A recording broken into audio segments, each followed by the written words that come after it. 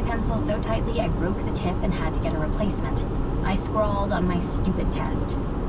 Each question felt intended to break my will.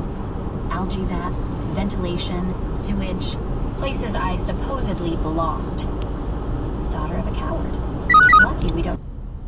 All warfare is based on deception, Sun Tzu had said. When we are able to attack, we must seem unable. When we are near, we must make the enemy believe we are far away.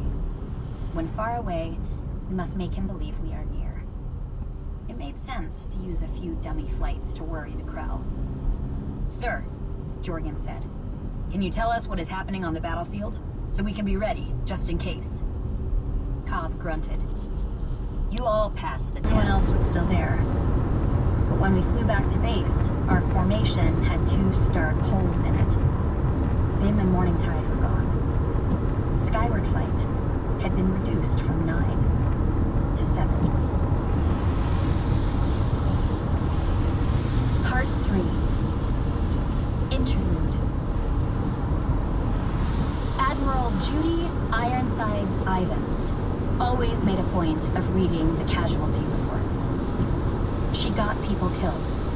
Every battle, she made decisions, some of them mistakes, that ended lives.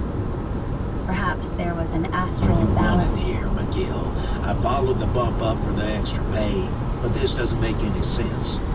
I guess I should explain a few things then. I told Claver the truth then, with some mild editing, of course.